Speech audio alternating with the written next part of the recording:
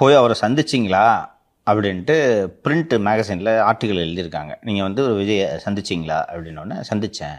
என்ன விஷயமா பேசுனீங்க அப்படின்னோன்னா, ஒரு சாதாரண கூட்டமாக அது இருந்திருக்கலாமே, ஒரு சாதாரண சந்திப்பாக அது இருந்திருக்கலாமே, இட்லி வடை தோசை சாப்பிடுவதற்காக கூட அந்த கூட்டம் இருந்திருக்கலாமே, சினிமா பற்றி பேசுறதுக்காக கூட இருந்திருக்கலாமே. என்ன பெரிய ப்ரொடியூசரை சிவப்பு போதுமே மூடின்னு கம்முன்னு இருக்குது.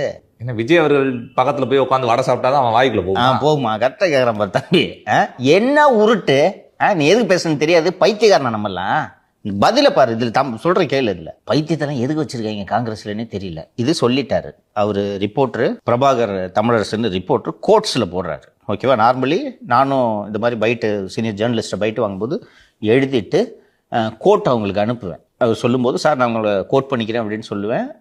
சில சமயத்தில் ரெக்கார்ட் பண்ண வேண்டிய தேவை இருக்கும், சொல்லிட்டு தான் பண்ணணும், சொல்லாமல் ரெக்கார்ட் பண்ணக்கூடாது. சார் எனக்கு இந்த பர்பஸ்க்கு வேணும், நான் ரெக்கார்ட் பண்ணிக்கிறேன்னு சொல்லிட்டு பண்ணணும். அப்படி இல்லைனா நோட்ஸ் எடுத்துக்குவேன், நான்லாம் நோட்ஸ் தான் எடுப்பேன். எடுத்துக்கிட்டு போட்டோடனே அக்ரி பண்ணிக்குவாங்க. இது 8/2 நேற்றைக்கு முன்தினம் இது வருகிறது. இது ஆர்டிக்கல் பப்ளிஷ் ஆகிற சமயத்தில் தமிழ்நாட்டிலேருந்து ரெப்ரசன்டேஷனே போயிடுச்சு. திமுகலேருந்து கூப்பிட்டு சொல்லிட்டாங்க, யோ எங்ககிட்ட வந்து இந்த பக்கம் கமிட்டி அமைக்கிறீங்க, கிரீஷ் சோடங்கர் வந்து பார்த்துட்டு போகிறாரு, அங்கே இந்த மாதிரி உங்கால் போய் பார்த்துக்கிட்டு வந்துட்டு இருக்கிறாரு, இது என்ன கணக்கு அப்படின்னு கேட்டோன்னே இல்லைன்ட்டு பிரச்சனை அதிகமாகுது. பிரச்சனை அதிகமானோடனே இந்த பிரிண்ட் ரிப்போர்ட்டர் என்கிட்ட பேசவே இல்லைன்னு எழுதிட்டாரியா.